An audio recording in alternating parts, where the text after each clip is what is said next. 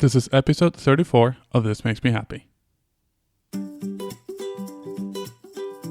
Welcome to This Makes Me Happy, a podcast about people and what makes them happy.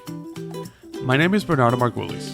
I'm a designer, art director, and educator, and I'm the principal of This Makes Me Happy, a studio where I help my clients with branding and visual communications.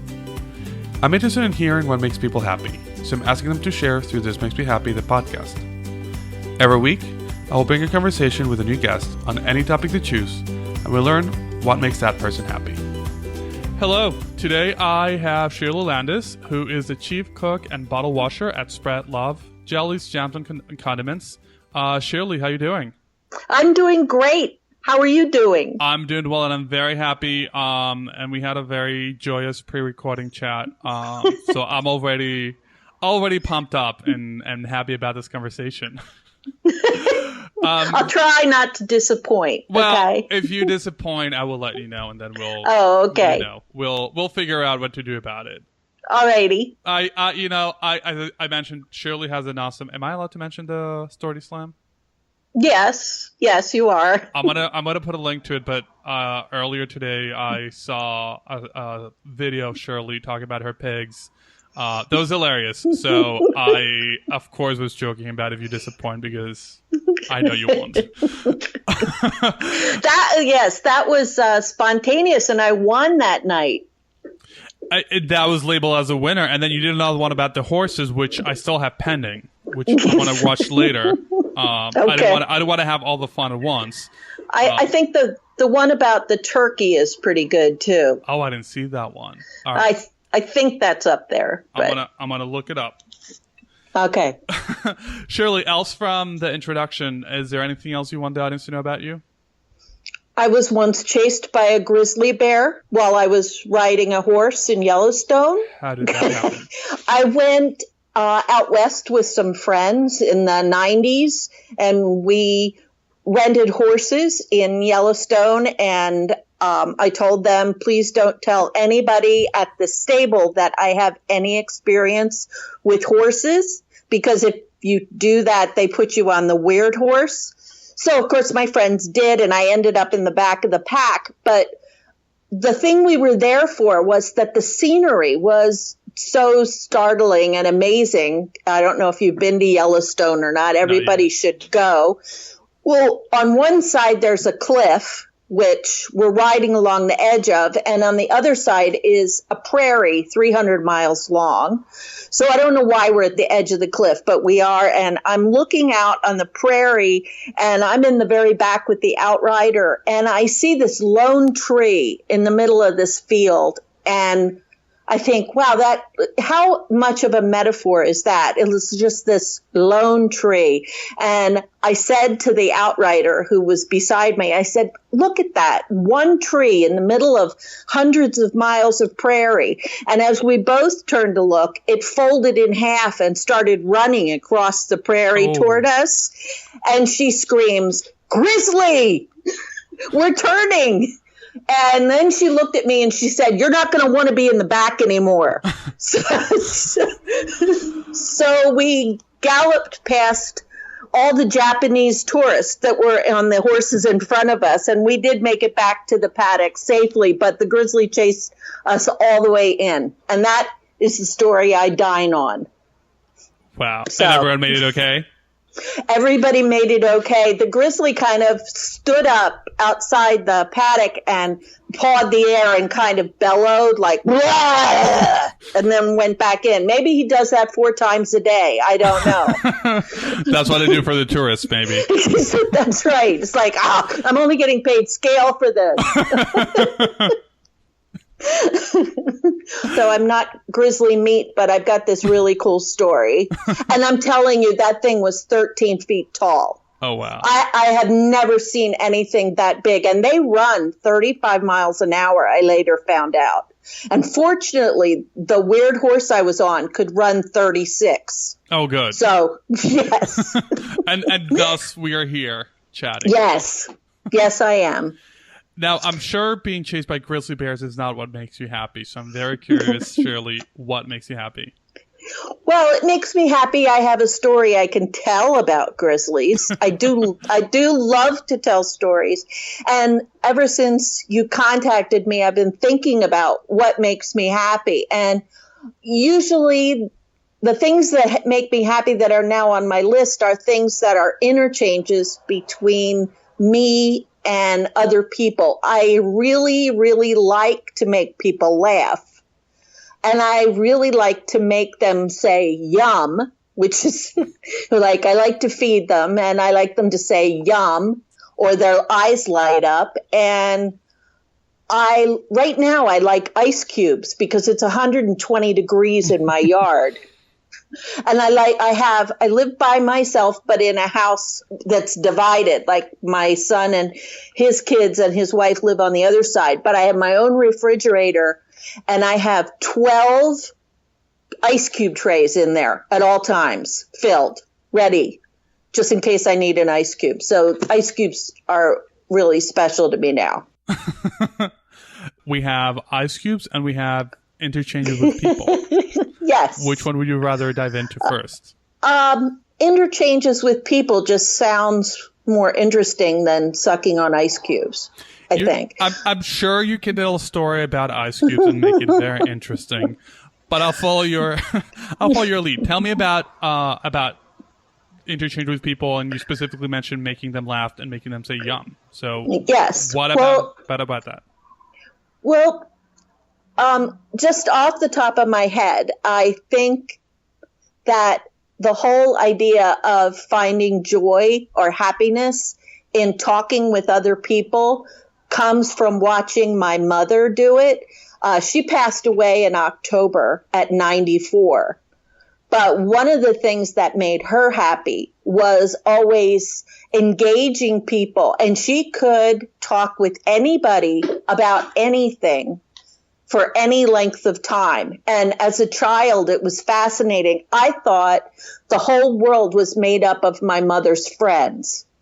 Because everywhere we went, the people in the doctor's offices, at the bank, whatever, strangers in line, people on the trolley from Springfield, they were my mother's friend because she was talking to them and listening to their story, and they were telling her stuff within minutes.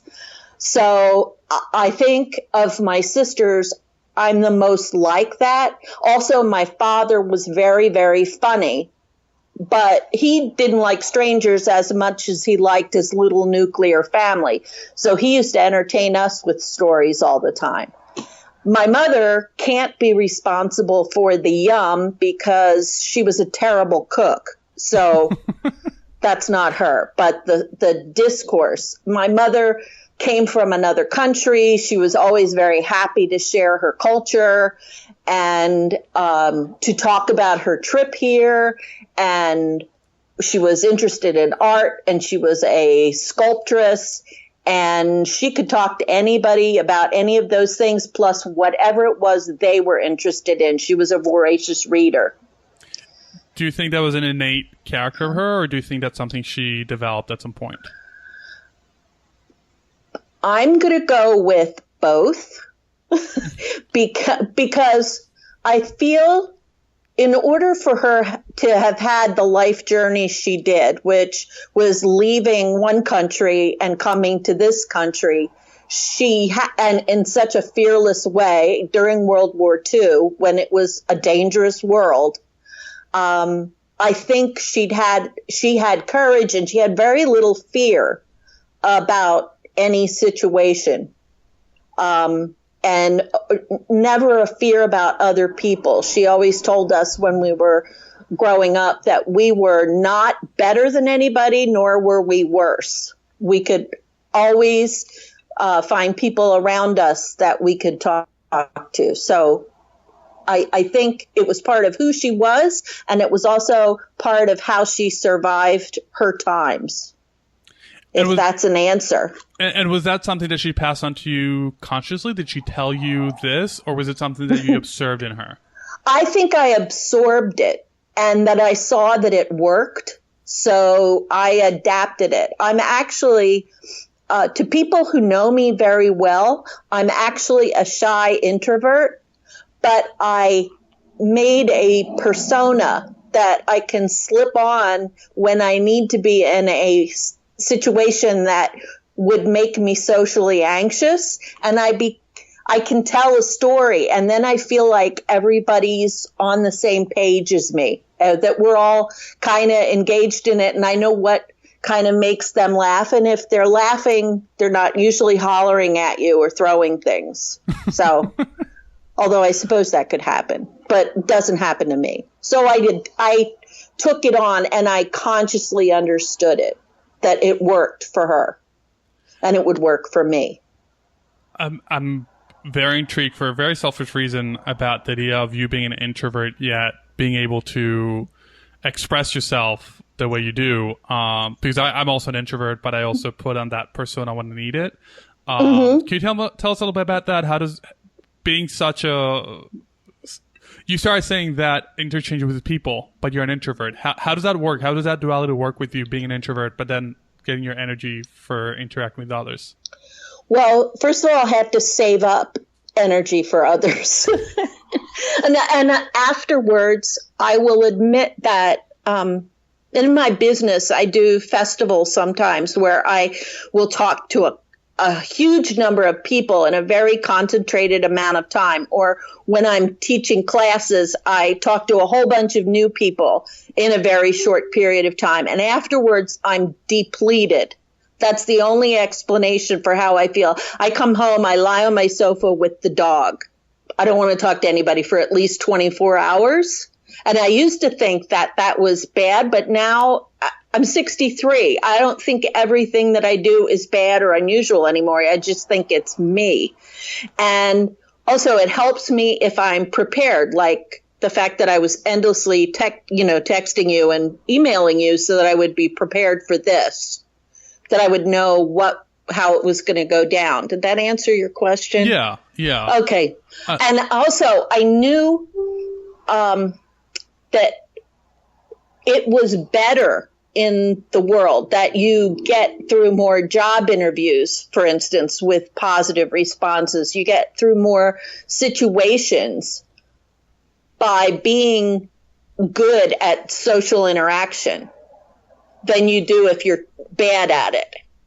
So there were reward reasons for developing the different persona and the ability to slip it on when you needed it. Yeah, and something interesting that people think that extroverts and introverts is about being sociable, not being sociable. But I think the key is what you said, that you get tired, you get exhausted. Yes. And it's not that we can't interact, it's that it requires energy for us. And then the extroverts don't see that. They think they expect us to be more reclusive and right. And people who only know the Shirley that's the good talker and stuff, I think sometimes they think I'm like that all the time, and it surprises them to find out that I'm not, or that I'm shy. But I'll tell you a significant interview I saw with an unlikely person was Garth Brooks on some television show where he was being interviewed, and he was sitting in a chair and he was curled around his guitar and he had a huge hat on, and all you could see really was one eye and a nose and his mouth moving. And he was being interviewed on national television, and I thought, there is somebody who is an intensely introverted person who has developed a persona that can go on stage and play guitar for millions of people and not ever reveal that this is who he really is.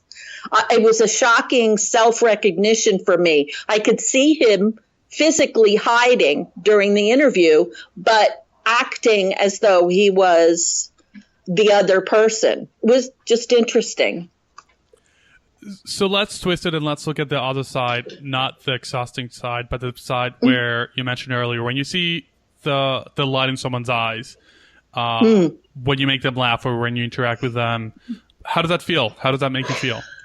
Well, it makes me happy. That's one of the reasons we're here. But also, it sounds kind of crass, but I think I score. I think in some way I have like a scoreboard in my head where I go like, is this working or not working? And since I apparently find myself endlessly fascinating, that this is a way for me to know if I have hit a puck into the net, so to speak. If I make them laugh, I've figured out who they are and what makes them happy, so I can keep giving it to them. And they get happier and I get happier and everybody has a good time. And for 30 seconds or 3 hours or however long it lasts, the world is a better place. And I hope they go home and they're in a good mood when they get there and, don't have a pointless fight with their spouse or whatever. That you don't always have to fight about everything. That is one thing that kind of concerns me about our culture right now. Everybody seems so easily wounded, and takes everything so seriously and is ready to fight almost about anything. And I wonder where all that energy comes from. I mean, some of it you can just let go and it's okay. This is a very deep thought process. Does this happen every time? Are you consciously thinking, all right, I'm making this person laugh, so I'm scoring, so they're going to go home? Or is it just something that's so ingrained in you? Or I think it's both ingrained and also when I'm lying on the sofa, when I'm so depleted afterwards from one of these big events, and I don't want you to think I lie on the sofa all the time, but a lot of the time I do. But I think about it, and I think about the quality of that exchange. That sounds, I don't know. I'm a little embarrassed about that, but I do think about all the conversations I have and how they go down. No, you know what? I think everybody does that to a certain extent. They think about what they could have said. I don't necessarily think about what I could have said, but I think about how pleasant it was a lot. Or if it doesn't go well, I'm like, yikes, So, I was in sales for a really long time. And one of the in fact, I sold cars in the 80s, which was very unusual for a woman. And I sold Fords, which meant I spent a lot of time selling trucks. And one of the older salespeople told me, he said, listen to people, talk with them. They'll tell you what they're going to buy. And then it's really pretty easy to go and show it to them and get your sale. And maybe that's part of it, too. So you mentioned that sometimes you go like, yikes, something didn't work out. Does that feel like you didn't score? Does that feel like... Yes. Yeah.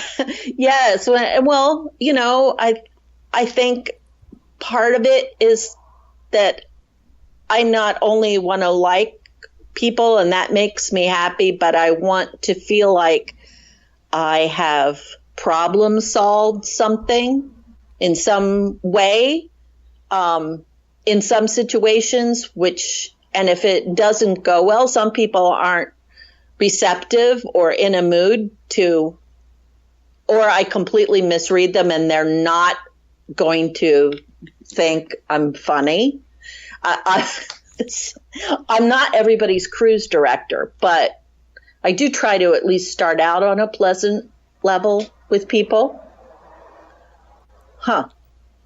You've made me think about this.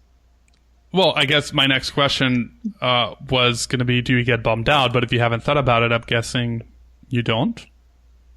Do I get bummed out about it? Yeah, kind of. It doesn't depress me for days if everybody, doesn't laugh. But I'll wonder kind of how could I have been so off? I didn't want to make anybody uncomfortable, and I will admit sometimes I have made people feel uncomfortable by, I'm really kind of an expert at stepping on that landmine that nobody wants to talk about sometimes. whatever it is, whatever the elephant in the room is, I'll walk in and kick the elephant and go like, wow, nobody wants to talk about that.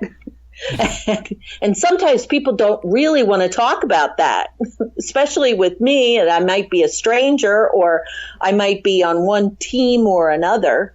And I just had a thought about something else from my childhood. My father had what he called the Landis Girl Dinner Debate Society, which he would tell the three of us that it's not good enough to be pretty, and it's not good enough to just be charming, but you have to be intelligent and respectful. And he would start arguments at our dinner table about politics or history or art or whatever, and watch it play out. And kind of, it was like fencing for girls at the dining room table. And, we would get approval, like nods for like a good point or, something. Or my eldest sister and I also used to like to make my middle sister cry every once in a while because we were mean. And I'm sorry, I'm a middle child, so I have to sympathize with your middle sister. Oh, it was your freaking week last week, wasn't it? It was. We had middle children. Well, by the time we post this, it'll have been like 2 months ago. But as we were speaking, yes, last week we had Middle Child Day. Yes. And yes. We needed it. Yes. We needed more love. I'll tell you something that we used to do is my eldest sister and I, there's 3.5 years between all of us, which means I can't tell them I did this. My eldest sister and I used to kind of push the middle kid, my middle sister, forward and let her get all the attention. And then we could go do whatever we wanted, Oh, Pam has such beautiful hair. Pam is so cute. Pam has beautiful skin, whatever. And Leslie and I would be hanging from a tree or trying to get the money out of the lily ponds at Longwood Gardens. I should be offended as a middle child, but I find it entertaining, so I'll just laugh. I scored. See? You got it. You hit the elephant in the room, and you scored with the laughter. That's right. Now that elephant just went poof, like a Macy's Day Parade blimp. It's just like gone now. I walked right into that one. Yes, you did. It's funny to talk about something that's become intuitive and to admit that you do it. Is that a bad thing? I don't know. Oh, no, not at all. Well, I'm sorry. Go ahead. No, you go on. I was just going to say, I think everybody's got coping mechanisms that they use over and over, but I think probably introverts think about them more often, especially if it can get them out of sticky or uncomfortable social situations. I want to make a little link to the yum factor because I'm wondering if the food and making people go yum has any connection. Is that a way of connecting with people the same way as with your stories? Well, I think about yes, because, and here's how I got into the yum factor. I have had a couple of different careers in my 63 years, and I retired from pretending I liked working for somebody else last October. And my daughter-in-law said, "What do you want to do with the rest of your life? It's time for you to do something fun." And I said, "I just want to spread love." And she laughed and she said, "Well, that's what you should do. You should spread love." And I had always enjoyed cooking for people. And when I do this, when I make my jam, I can give people samples and their eyes light up and they go yum. And I found that was as enjoyable to me as making people laugh. And then they'll go like, "That's really good." And I go, "Yes, isn't it?" And we both go like, "Wow, that's really good." And I think people like having somebody who's enthusiastic about something. I thought about this when QVC became the new thing on television, like 2 decades ago or however long it is. People complain about being sold things. They don't like salespeople, and it gets no respect. But QVC ratcheted that sales thing up, and they have a huge viewership because people actually like to have things sold to them. It makes them feel important, like it leads them into a decision. And if your life is full of crap, and which you can't do anything about, you can buy this little thing and feel like you've made a good decision. If somebody feels like they've had some more control in their life than they had before, they're a happier person too, right? Mm-hmm. I like doing that. And the yum thing and seeing people's faces light up. It's like flicking that switch on the Christmas tree. And a lot of times it's something that they've never tasted before. I have a partnership going with this local deli, and we have a teeny tiny girl who likes to come in and work with us at the deli. And the 2 young women who are primary owners of the deli like to give her like taste tests on all the penny candy, and they gave her a warhead, and it was the funny. You know what a warhead is? I don't. It's like a jawbreaker, but it's really sour, very sour, and it was so much fun to watch her face go through the different layers on this warhead, and we videotaped it. I could watch that 50 times. How old is this girl? Oh, she's about 10, and I call her the tiny dancer. And she lives in the neighborhood of the deli, and, her parents are okay with her coming down, and she fills our napkin dispensers and stuff. She gives us all a lot of reactions that are fresh. And I like to see it. And that way it sounds a little predatory, but I'm attracted to that young energy. I am a grandmother, and my grandkids are almost totally grown up, and they're like kind of over it, being chased with spoons with jam and stuff on them. Or being fed warheads. Yes, they're over that. I don't think my eldest grandson will ever forgive me for making him try baba rum when... Why would that be that thing? He didn't like it, which surprised me. We were in Italy. We were in Rome. My husband and I took my eldest grandson to Rome for his 14th birthday because he wanted to see ruins. This seems like 100 years ago. He's now 23 and buying his own house. But he had been so good at tasting all the new flavors of things. And within 2 days, he could say, I want Chilean sea bass in Italian, But the baba rum was really rummy, and I guess he was not expecting that.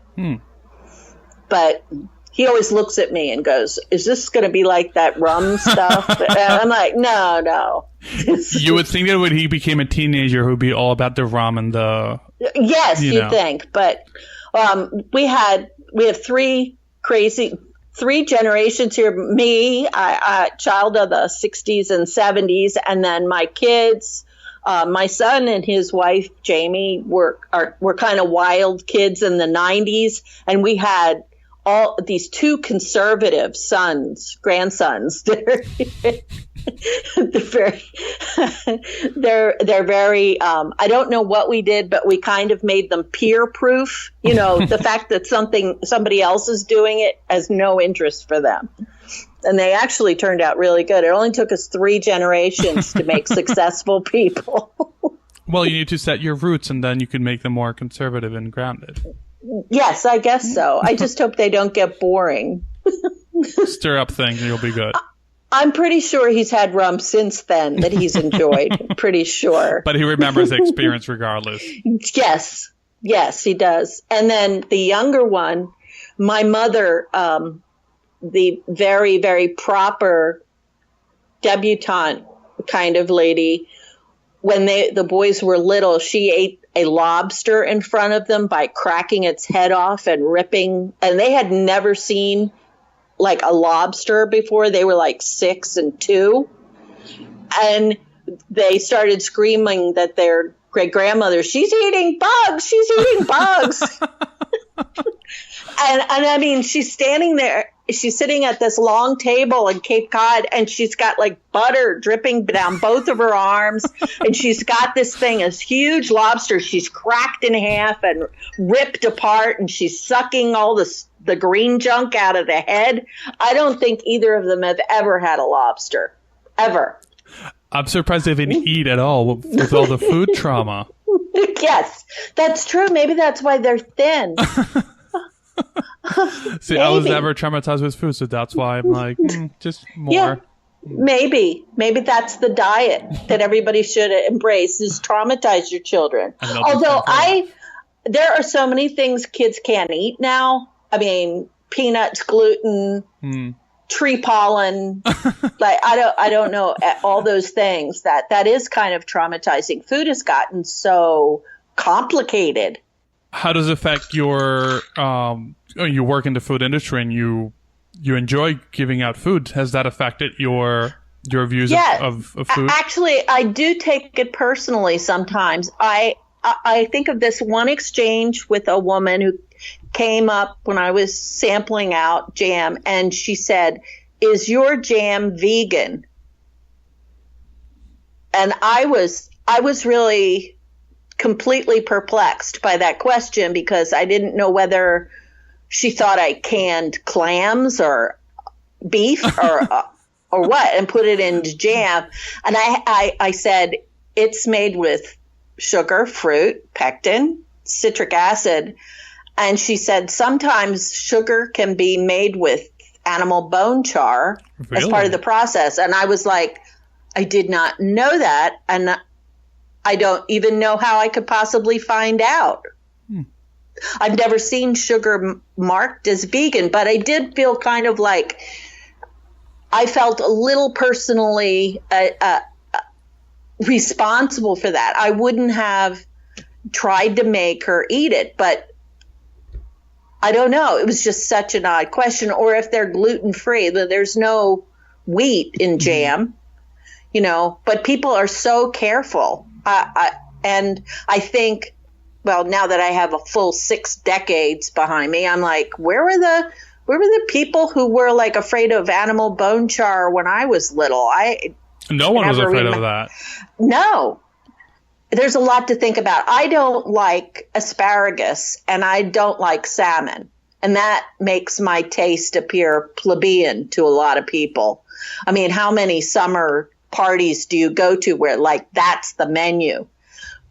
And I try to tell people, well, I don't know about the salmon thing, but the asparagus, it's a genetic thing. I can taste something that you can't taste, which is true. There's like a bitterness. Super taster? Yeah, and asparagus just tastes like something that should not be in your mouth to me.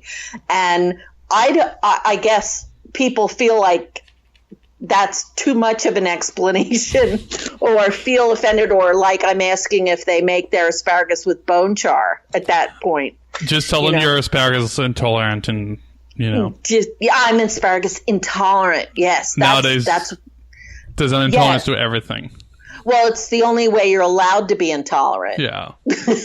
You have to be tolerant in everything else, and intolerant. You can be intolerant to gluten or sugar or caffeine or asparagus, right? So are you a super taster? Or do you just believe there are super tasters? I heard the term because I forget what it was. I was talking with a friend, and there were a couple of tastes that I don't like. And my friend said, well, maybe you're a super taster. But then I started looking into it, and I'm not. There are just a couple of tastes that I don't like, that I'm sensitive to. And I think that's legitimate. I think you can say, I don't care for that taste, but I don't think you have to look for an intolerance issue. I think you're allowed to define what you will and will not eat. A lot of people don't like raw oysters because it's a textural issue. It's not a textural intolerance. They just don't like chewing something that's like a cold, wet eraser, you know. You make it sound so appetizing.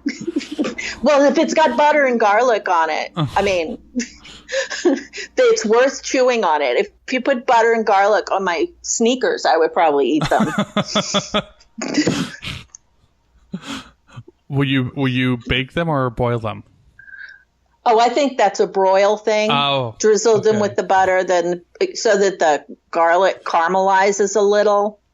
You know, is that gonna be the Spread Love Winter collection? Yes, Skechers in a jar with garlic and butter, pickled and preserved. Yes, but pickles are something that are really people used to like. Not like pickles and kraut and stuff, but now there's this fermenting craze, and it's wonderful. Everybody wants to eat pickles now. Did you know that pickles keep your legs from cramping at night? Like if you're an athlete or you're a runner or biker. How so? Why is that? I think it has to do with the potassium and salt, and it replenishes those things that your body will be out of, and also as you get older, leg cramps become more problematic. I'm not really sure why, but they do. All my friends have leg cramps, so we give them pickles. So for a long bike ride, I should do pickleback shots. Yes, bike riders, they drink the pickle juice. I didn't know that. I should. I this year I haven't trained enough, but in previous years I was a biker, a cyclist. Now I know what to do next time. I'll have pickles in the fridge. Right. Well, even the guys who ride past our deli will come in and eat a pickle while they're on their little ride. That's a great tip. Well, it makes sense. All the sodium and all the potassium and all the electrolytes. Right. And they're good. Before there was Gatorade, this one guy told me, before there was Gatorade, there was pickle juice. So, fewer chemicals and fewer crap. Yes, it's only vinegar and salt and spices, really, basically. Maybe some sugar. I'm going to have to go out and do some pickles. We have some pickled eggplant in the fridge right now. Might have to dive into it after we're done talking. See, that's eggplant, another thing I can't eat. Really? Oh, what, do you get the bitterness? Yes, it's got the same kind of thing in it that asparagus does. And Brussels sprouts, if they're young, like older Brussels, like big ones, but I can eat them. I kind of like them. Also, I like the idea that they're little cabbages. They're an attractive little vegetable, whereas nothing very attractive about asparagus spears, at least to me. I remember as a kid, I would not go anywhere near Brussels sprouts because I thought they smelled like farts. And they do. I would not even go near them. And as an adult, I love them. They're delicious. Have you ever had pickled ones? No. I'm writing a note. They're wonderful. They're like in a sweet kind of a sweet pickle brine with a lemon stuck in there. They're wonderful. Is that something that's easier to find? Oh, I guess if you come to my place, yeah. I'll have to go to Honeybrook. Yes. I'll make sure you get some. Yes. But they're also very easy to make. I'll send you the recipe. You can make them in your refrigerator. Love it. Yeah. As we eat the eggplant, we'll make room for the Brussels sprouts. In fact, keep the brine from the eggplant and just slice some Brussels sprouts into it. Oh. Okay. Take a pot of water, plunge your Brussels sprouts into the water, and then take them out.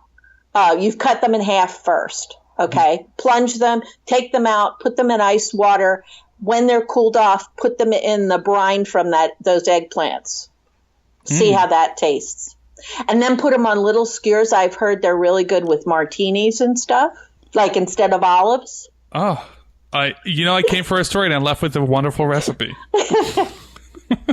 See, that's how it evolves from I'll make you laugh right into the yum.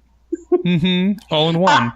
I wake up in the middle of the night thinking about like, oh, I should add Hershey's cocoa to strawberry jam and it'll taste like a strawberry truffle. Yeah, think about that. I mean, it's like food imagination. That's another thing that makes me really happy. I've made a lot of bad jam based on what I thought about at 3 a.m., but also a lot of good jam. That's a band name, Bad Jam. Bad jam. I'll put some of that. I'll have to make bad jam because I make Wham Bam Thank You Jam. I make Sergeant Pepper jam. There's one, of course, for Prince, Raspberry Beret jam. But I'm going to make bad jam. Yeah. Ooh, bad jam. I have some black jalapenos. I think that's the bad jam. Ooh, I love this. Sweet and hot. Bad jam. I love this. I'm not big on spicy, but I love hot pepper jam. Oh, I that's one of my favorite jams to make because if you go to the canning site run by the federal government, they'll tell you to like strain all the chunks out and dye it like green or red or something. But I decided that didn't affect the pH of the product, which is what you're worried about when you're canning things, is how long they're going to last. And I leave all the chunks of the peppers in it and in a kind of a golden background because I don't dye it. And it is just, it's like a stained glass window. I love to look at it. And wow, there's another thing that makes me happy. Makes me happy to have all these beautiful like jars in my own pantry. It's like alchemy. And it's magic in that I can make it last a year or 2 or 3, you know? How permanent is your food supply, right? Without chemicals and without preservatives. Exactly. Just by adjusting the pH and putting enough sugar in. A thing that makes me sad is food waste in this country and the fact that school districts have a hard time coming up with a budget for school lunches for all children, but we throw away like $14 billion worth of food a year. That is just a juxtaposition that doesn't make sense to me. We just have enough food. It's the way it's delivered that's the problem. It's the way it's sold. We embraced frozen as being better than canned, like in the 60s. You know, your parents wouldn't feed you canned vegetables. It was upwardly mobile to have frozen vegetables. And frozen vegetables, I mean, they last like 3 months, whereas a can of peas, if it's canned properly, can last 5 years. Do you know how long dehydrated tomatoes last? How long? The government gave up at 25 years. Oh, wow.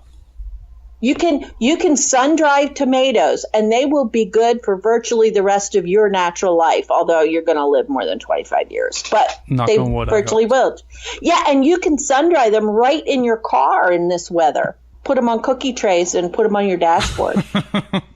And then you'll be driving around and it smells like Italian cooking. That's right. I just dehydrated tomatoes. Well, I don't know about you, but my car has definitely smelled worse than Italian salad. So that's a good thing. It is. I love when we cook here and then sometimes like I'll make potato leek soup and then leave the apartment and come back and it just smells like leeks. I'm like, we were cooking earlier. And that's something else that makes me happy. I love the smell, particularly of apples and cinnamon. Does that have a connotation for you? You just enjoy it? Well, my grandmother who lived in Rockledge in Philadelphia, she made wonderful apple pies. My mom, horrible cook. We never had apple pies except at Thanksgiving at my grandmother's.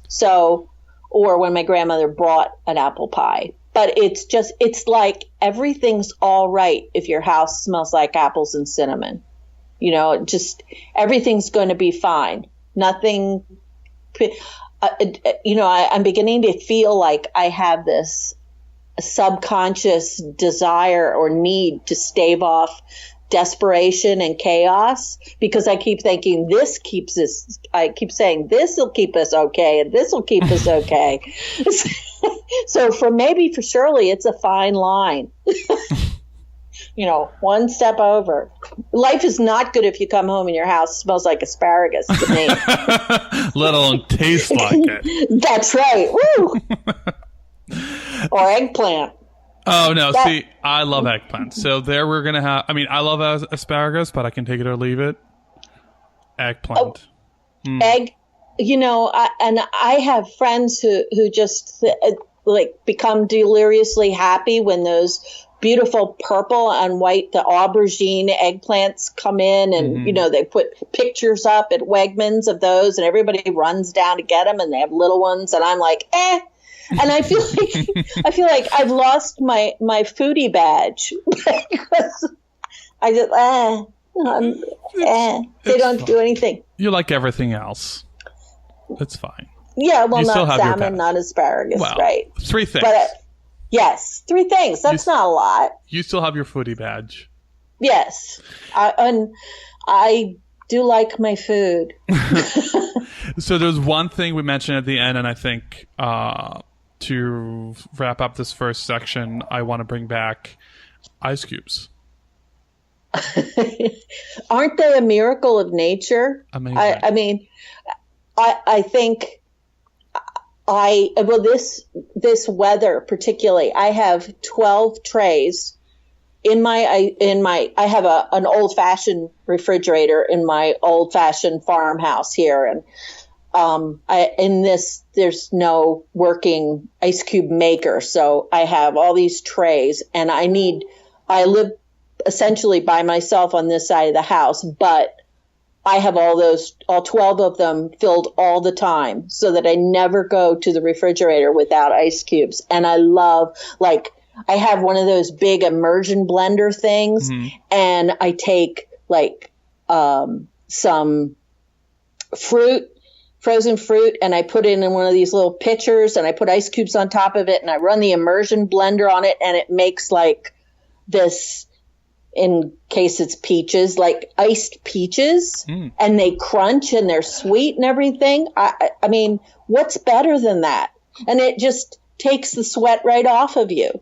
Again, another thing that proves life is okay. If you can make this and you can have it on your porch and your dog and your cat are there, I mean, what could be better in life than that?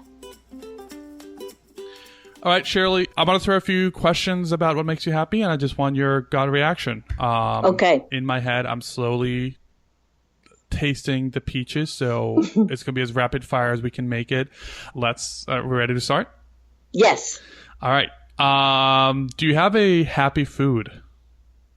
Yes. Roast chicken. Is there a movie or a song that makes you happy? The Color Purple makes me happy because it has such a beautiful ending. When are you the happiest? When I'm watching my grandchildren and they don't know I'm watching them. And I'm just smiling my face on this side. Where is your happy place? My home, my little farm here. And what is the first happy moment you can remember? Lying on my back under a tree, it was an elm tree in Springfield, Pennsylvania, and looking up through the branches, and I felt like the world was holding me up. It was a feeling of being really connected and peaceful. Do you remember how old you were? I'm thinking I was 3 or 4. Wow. So it made that much of an impact on you that you still remember from 3 years old. I don't remember being 3 years old. So, well, I just know that we left there a couple years after that, so I must have been 3 or 4. but the elm trees have big roots that come up out of the ground. So if you're a little kid, you can actually get amongst the roots. And I felt like the earth was supporting me from underneath, and then I had the sky as far as I could see. It was just, I'll never forget it. It was so easy to answer that question. Love it. Is there anywhere where the audience can find you, or anything you want to share? Well, you can find me on Facebook at Spread Love, Jellies, Jams, and Condiments, or at the Glenmore Deli and Country Store on Route 282 in Glenmore, Pennsylvania. We have theme breakfasts every Sunday, which are hysterical. We've had Swim with the Fishes, Christmas in July. We've had Come to Recess with Boys Chase Girls and Girls Chase Boys sandwiches. And there's a complete section of my jams there, and my pickles and other preserves and condiments. I make their ketchup. Right now we're working on a project for smoked paprika and bacon ketchup. Yeah, not vegan. Yeah, well, but probably the sugar doesn't have bone ash. I have no idea because it's brown sugar. I should be laughing because my favorite bar in the city is vegan, and so I enjoy it a lot. I respect vegans. It's just that I hope they didn't think I was completely ignorant when I was standing there, like looking them and said, "I have no idea what you're talking about." But we'll have to look out for Love Jam. Spread Love. I keep saying Love Jam. Yeah. For Spread Love. It's love too. It's and love. It's happy. It's happy jam. And we'll have to look out for Bad Jam coming soon. Yes. I will make sure you get a jar of Bad Jam when I make it. I love it. It's going to be a black jalapeno pepper jam. Have you ever had pepper jam on your grilled cheese sandwich? No, but I feel I should. You should. You should just put it right there inside of it, and then grill your sandwich, and then have your tomato soup next to it. That's lunch. See, with the pepper jam, I go basic. I go cream cheese on toasted bread and pepper jam, which is like the basic pepper jam. The fact that you enjoy it other ways doesn't take away from the pleasure of the simple basic. Oh, not at all. Really, it's just another way to elevate it. In fact, if you have friends over, if you put that pepper jam in their grilled cheese sandwich, they will think you have elevated to a level that they don't even deserve to know you. Really. I'll just claim authorship of all of that. And then I'll bring out the jar and I'll say, like, actually, no. Spread love. You can say, like, oh, this is a small boutique jam company. It's very exclusive. You wouldn't know about it. I know the owner. Trendy people know about this. Hipster people know about this. We need to get into the city so that more hipsters and me and non-hipsters will get it. Yes, that's true. That's true. Except, people always say, oh, you should be on Shark Tank. You should be doing this. And I'm going like, I'm 63. I just want to make some freaking jam. That's do all. What makes you happy. That's right. And that does make me happy. Thank you, Shirley, for sharing what makes you happy. And thanks to Rob Graff for connecting us. You can hear what makes Rob happy on episode 30. Thanks everyone for listening. And a special thanks to Jason Zappolo for editing this episode, to Orly Margulies for help with social media, and Rocio Castañeda for ongoing support. You can get this episode and show notes for it at thehappypodcast.com/episode 34, and you can get past episode, other information on the project, and a contact form at thehappypodcast.com. Don't forget to look for us on social media. We're on Twitter, Instagram, and Facebook at The Happy Podcast, and our most recent episodes are on YouTube, youtube.com/thehappypodcast. If you like this episode, please go to iTunes and leave a review so that other people can find it, and subscribe so you can get weekly updates on your device. Hope you have a great week. I'll see you next time.